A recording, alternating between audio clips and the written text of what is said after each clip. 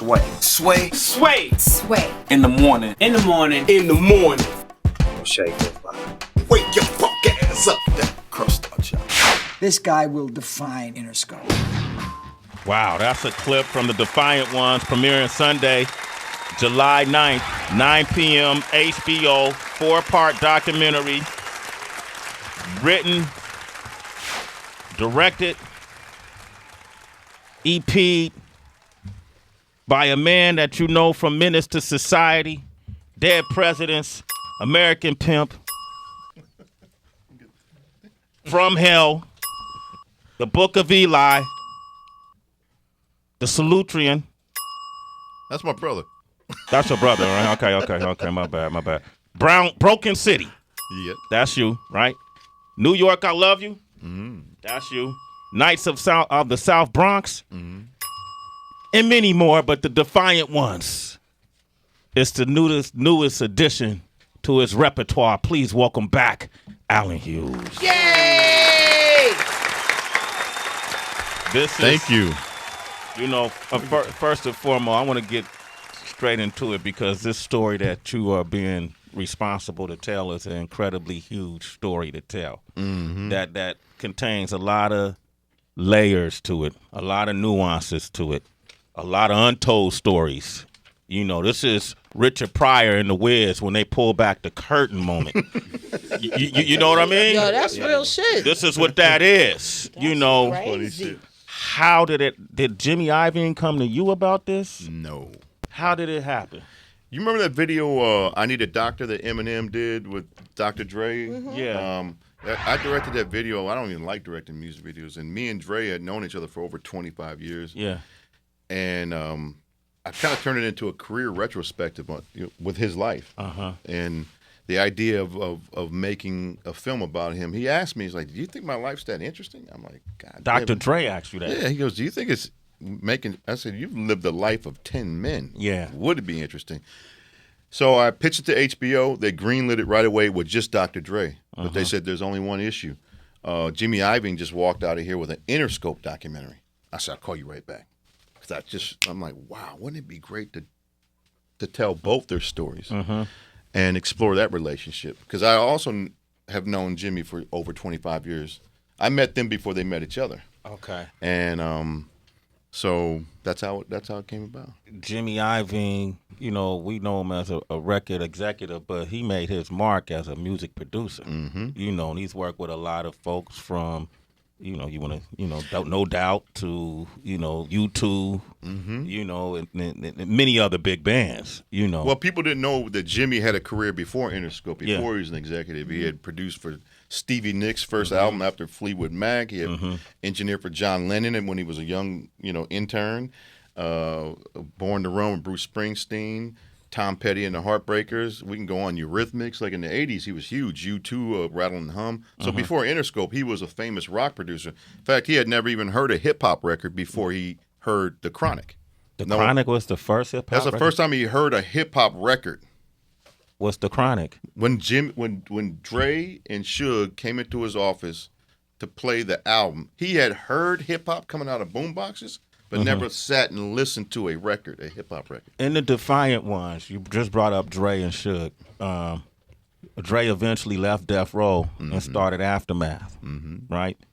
And for reasons we don't necessarily know, that we haven't necessarily heard directly from Dre's mouth. Right. In the Defiant Ones, does he say what happened that pushed him to leave? What specifically happened to push him to leave? Oh, they didn't get you the parts? No. Oh, shit. but what did he say? Oh, why did he leave? Yeah. In the Defiant Ones, there's a multitude of reasons why he left. I think the number one thing is Suge just took over. You know, was making people uncomfortable, clearly. And it had gotten out of hand. You know what happened with the 95 Source Awards. We all know what happened. I was there. Yeah, I was in the crowd when that happened. You know exactly what happened. Yeah. And that was the day that, you know, the first shot was fired in that war that started. And Dre... Between Death Row and Bad Boy. Yeah. Okay. Or that perceived East Coast, West Coast, which was bullshit, right? Yeah. Dre, I remember what he told me. I'll tell you what he told me years ago. But it is in the documentary. He does get into it. What did he tell you? Years ago, he goes, I was in the studio one day and an engineer didn't hit the volume switch the right way or rewind the tape the right way, and he caught the biggest beatdown I ever saw. And he goes, that's when I realized I had to get out of there. The violence. The violence was Dre wasn't used to violence being in the studio. He was always protected and had his own space, and the violence started coming into the mixing board. Wow. Yeah. Okay. How deep does Dre get? Because there's personal issues that he went through in life. Does he talk about all of that stuff? D Barnes and all he goes into. Yeah, that? he gets into it all. Damn. He gets into it all. That's why it's interesting. Jimmy's doing some press on the documentary. Dre's doing zero press, and only because he laid it all out in the line. He let it all out. I mean, he really just you'll hear everything. All that question about hear D detail. Barnes was somebody he physically assaulted because of what was happening between NWA and Ice Cube at the time, right? Correct. Does Ice Cube comment on that at all? Ice Cube is in the movie comments on a lot. Actually, he is commenting on that on what happened then, but on what happened with D Barnes, Dre's dealing with it directly. And guess what? D Barnes is in the film as well. Shit. Yeah. Does Dre apologize? Absolutely, he does. Yeah, I wouldn't have done it, and he wouldn't have done it. He knew. What's odd is remember when Straight Outta Compton came out and this thing blew up and with D Barnes and she wrote the Gawker piece and we had already had the apology in the can for a year. And it was so surreal because I was like, damn, I can't, what are you going to tell people that Dre already dealt with this? Like opened up about it. It was just, we had to sit on it for another 2 years, and he had to deal with it. Okay. Shit, man, this shit is good, man. I'm just asking you a question. I ain't seen it yet, but I'm mad they didn't get you the episode. No, they sent something, but we just got something again today, but I didn't have a chance to. But it's cool, man. I'm gonna watch it on HBO. Yeah. Don't worry, I'm definitely gonna watch it. Okay. Wow. The Beats deal. They talk about in this. You see when Tyrese and Dr. Dre almost single-handedly ruined the biggest deal ever made for somebody from hip-hop culture. And you guys go into that. I didn't realize that posting that Tyrese did from the studio when he made the big announcement that Beats was being bought by Apple, that it was such a big deal if the deal was already in the works, but that almost ruined the deal? Because the deal was in the works, but it was private. Okay. They were still negotiating. It wasn't finalized. And then somehow it leaked out in the media. And it leaked out, and no one expected to leak out. And we all know what happened. Tyrese was in the studio. Everyone was lubed up, socially lubricants, And I don't think anyone knew. First of all, Tyrese had never been in that studio. And they're not like buddies. I don't think anyone was aware of that either. Yeah. And Tyrese hasn't been back to the studio since. Damn. But Dre wasn't aware. I don't think Dre or anyone was aware when he was filming, when Tyrese was filming, and they were doing the Crip Walk and First Billionaire in Hip Hop and all that stuff like that. We assume we're doing that for ourselves. You don't think that this man has a Facebook deal to do these things. He went in the bathroom and posted it. Oh, he went in the bathroom and posted it? From what I understand. I thought he was on Facebook Live. Was he? I don't even think that was available. That wasn't even available back then? No. He went off afterwards after he recorded it. And when I say bathroom, I don't know where he went, but it wasn't right there. Like, hey, I'm going to post this. Dre had no idea it was going to be posted. What was sad? Did you see the Tupac movie? I have not. Have you? I saw it. How is it?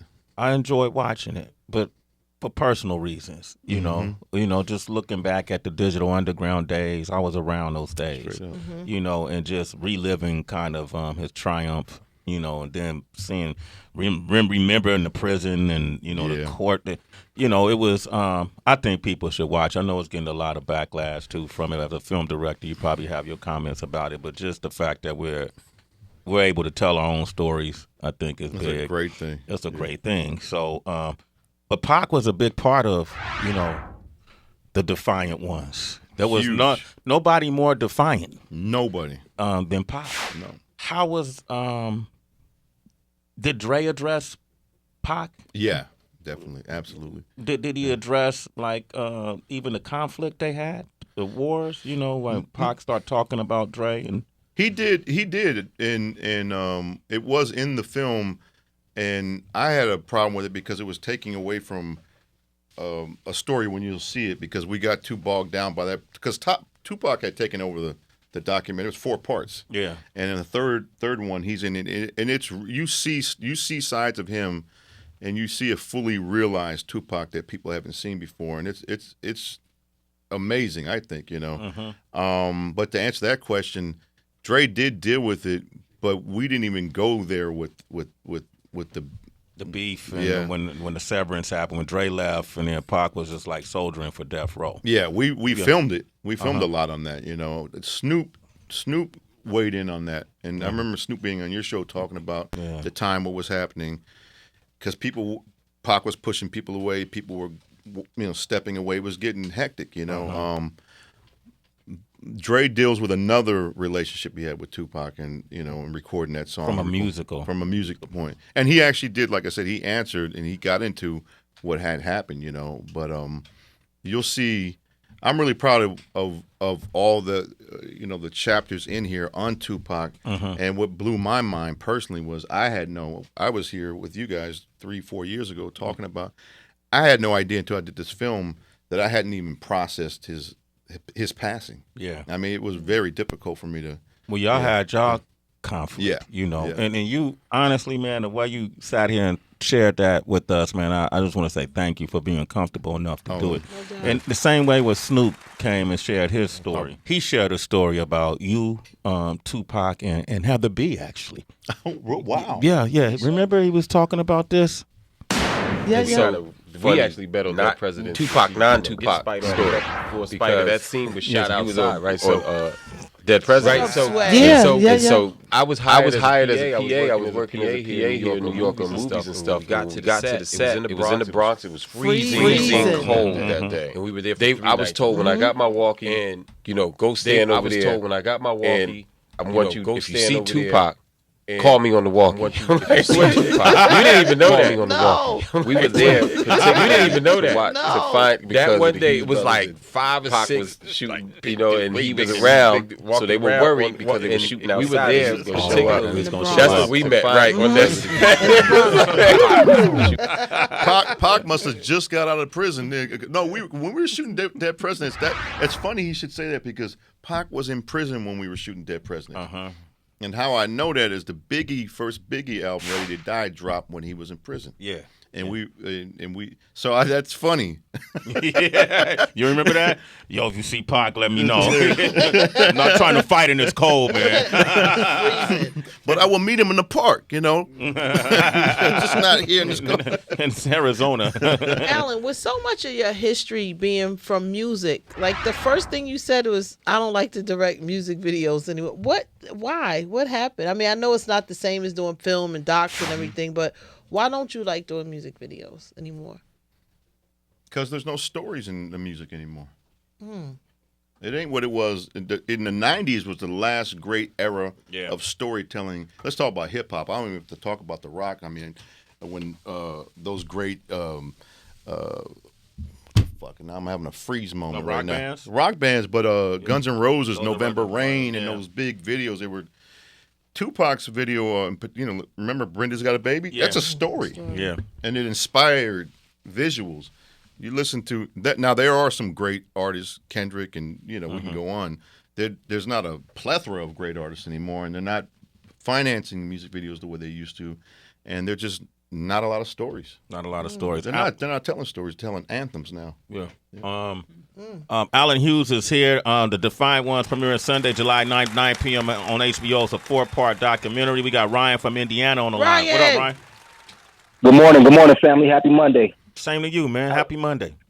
Appreciate it. Alan Hughes, you're a legendary director, man. I love all of your work, classic work, man. My question for you is, kind of piggybacking off of what Sway just shed light on. Everybody pretty much knows the situation with Tupac and the Menace II Society, why he was booted from the movie. My question to you is, do you feel, what type of direction do you feel that particular movie would have went in had Pac remained a part of the cast? Do you feel that he have had any type of influence on it, and if so, what type? Absolutely. I think when I was here, I said it last time, is that it would have his power and his charisma and it wouldn't have been the same movie. Yeah. O-Dog would have been diminished. Yeah. I mean, Tupac was just that powerful. So I think he was too big for that movie. That's not why we parted ways. Uh-huh. I guess we did because he was becoming too big, but he was too powerful for that movie. He would have distracted from everything because your eyes go to him. He's a fucking rock star, isn't it? Straight up. Yeah. That, when you ask me about the movie, All Eyes on Me, if I would say it's hard to capture, I don't know if there's anybody who could have captured his spirit on a film. Let me put it to you this way. Yeah. They offered us the Ali film years ago. Yeah. They offered us the Richard Pryor film at one point. And Pac came down the line at one point as well. I said, the thing about those three individuals in particular, in the history of the world, those are three of the greatest communicators of all time. Let's not just talk about the charisma. Yeah. Who's going to play Muhammad Ali? Uh-huh. Who's going to play Richard Pryor? Who the fuck is going to play Tupac? I don't care how great an actor you are. There was just something so special about him that I would have never done the film. I don't know how good or bad the film is. I just don't think you can capture that. It's impossible. It's impossible. But I enjoyed the film. I did enjoy it. Go ahead, Mike Muse. I have a question for you. Since you spent so much time with Dr. Dre and this documentary exploring, we see Dre as in two different facets. One is legendary hip-hop producer. And the other aspect, we see him as this incredible entrepreneur in tech in Silicon Valley. How does Dre see himself? Like, how does he present himself to the camera? Is it this legendary hip-hop producer that shaped culture, or is it someone who changed the mindset of entrepreneurship and what is possible for our culture? I think Dre sees himself in the future, never in the past or how am I being perceived. Him and Jimmy have one thing in common. They don't look back or go, what am I, who am I? He's always solely operating for what he's creating. So that's mutating at all times, I would say. He's a enigmatic individual anyway, so it's hard to really bottle him up, But he's always looking at the next thing. So I don't think he sees himself as a businessman or a record producer or whatever we may think of him. He's just focused on what he's doing next. Does he talk about losing a child in this? He gets into it in an interesting way. He does. He talks about death. He talks about death and he talks about death. I mean, it's a heavy moment. And we're right on his face, and he gets into, and I'll leave it to the film, but that's how music is the only thing that fills that pain up for him, where he can get away from the pain of loss, because he's lost two brothers and a son. And a son. Alan Hughes has joined us, man. We got something for you really special, man. We call it the Battle of the Best. Okay, you're rich, you're famous, and you're probably pretty, but we want to know who you would pick between the greatest matchups of all time. It's the Battle of the Best on Sway in the morning. That boy is good. All right, this is how it works. This is the Battle of the Best directors. Oh. You're going to pick two at a time, and you can either pick your favorite or who you think would be the best. I pick these out, this piece of paper pick out. One. Okay, pick one. And It's stuck then together. Who's been playing around in that bag too much? Might be you and your brother. Okay, there's one. Spike Lee. Wow. Right. Gotta pick another one. This is fun, guys. Yeah. You guys are a blast Monday very morning. creative. Oh, this makes it easy for me. Thank God. Who was the second one? Francis Ford Coppola. Thank you. Spike Lee. Yep. Francis Ford Coppola. That's who you give it to? Straight up. Okay. Come on, that's Okay. easy. That's anything you want to offer with that? I mean, shit. Like, Man, I don't need to offer nothing. Look at the work. Okay. Damn, man. Spike is dope, though. Spike is dope, man. I love Spike. Okay. Francis Ford fucking Coppola. Okay. I put another F in his name. Okay. The Godfather, Apocalypse Now. Come on, man. Yo, Okay, my Francis Ford fucking Coppola. X. I'm so blessed that Mo that Better first Blues. round was so easy. Yeah. Tim Burton. This is Tim Burton. Okay. First one. Versus. This is good. You guys are fucking good with this shit. Good. That's what we do, Alan. Oh, well, this is good. Stanley Cooper. I'm getting lucky here. This is easy. Stanley Cooper. Yeah, Stanley Cooper. Wow. But you don't want to give Tim a second thought? Tim is dope as fuck. Okay. Tim, you ever see Big Fish? That's yeah, a rare movie of Nah, his. I didn't If see you're a that. guy, you're gonna cry like a man. Okay. If you got daddy issue, you're gonna cry. We all got some daddy issues. Round 3. Martin Scorsese. Oh, this is yeah, gonna damn. He's going to give it to the white Who man. put this together? He said he's gonna give it to the white You got all white people so far, Al. I'm just saying. We're just going with the odds. There was only one black person in there, though. We never know. You might be in there. Ridley Scott. This is great. Wow, this is great. This is a great challenge right here. Yeah. But how many more black people in there? I can't tell. There was only one. It was Spike. No, I saw this. But you haven't picked the black man yet. You picking it? Wait, Pro-whitey. Italian counts a little bit. That's the same thing. The boards running up in there. Yeah. Ridley Scott and Martin Scorsese. I got to go with Marty because he influenced me more. Yeah. But wow. Ridley Scott, oh my God. Yeah. I mean, Blade Runner. I can keep going on. Want to do one more? Let's do So one influence over work. All right. more. Okay. Another Italian, by the way. Okay. Yeah. Okay. Let's split white hairs right now. Okay. Okay. Okay. All right. Let's just make this Last the last round? one. Let's see. Okay. Hopefully you'll pick a brother. Sway really from the Yay area. Quentin Tarantino. Dig deep. Hey, I didn't make this pouch up. That magic purse up that someone done jizzed in and stuck some brothers together. You know what I'm saying? I can't real. Oh, this is easy. Who is it? Oh, this is easy. Quentin Tarantino came out first, exceptional film work, and then Oliver Stone. Ooh. Oliver Stone, Yeah. baby, straight That's up. easy? Shit. That's easy. Born That's on the my 4th of man. July. Pulp Man, Fiction? JFK is like the modern day Citizen Kane. I mean, look at that picture. Oh, the Doors, Platoon, Wall Street. This man, chap, that's my man right there. Oliver Stone. And I know him, so Pulp Fiction? I know Quentin too as well. Yeah. He's not rocking with you, Sway. Sway keep going. Pulp Fiction. That's what makes me me That's and you. Me. You know, that's why our differences. It's what makes That's us a nice us. lineup, though. I like my lineup right here. That's a nice lineup. You will be in that lineup. Alan, man, thank you. Every time you come here, man, we have a great conversation. no Blast. Thank you so much. It's an honor to always be here. And then I'm sure Jimmy didn't mention this, and he tells the story differently every time. But, you know, Sway and Tech at that time was a part of the Interscope family. So we had a company, Bolo Entertainment. Because we helped blow up so many Interscope artists, we had a production deal there as well. So Eminem got a lot of his first exposure on the world famous Wake Up Show. I'm surprised Dre, Jimmy, none of those guys mentioned that, huh? Watch the film. Well, M taking care of me. You know, I'm here at Shade 4-5. But them other two guys didn't. Exactly. You know, Let me all talk to them, man. Let me talk to them. All right, Alan, great work, Thank man. you so Always much, good to Sway. see I you, man. appreciate it, man. Absolutely. Don't forget, July 9th, 9 p.m. HBO, The Defiant Ones. This is one you want to watch. Okay, up next, Lisa Lampanelli, and we got Celebrity Wire. Yeah, we do. Migos versus everybody. Shade 4-5. It's Sway in the morning, only on Shade 45.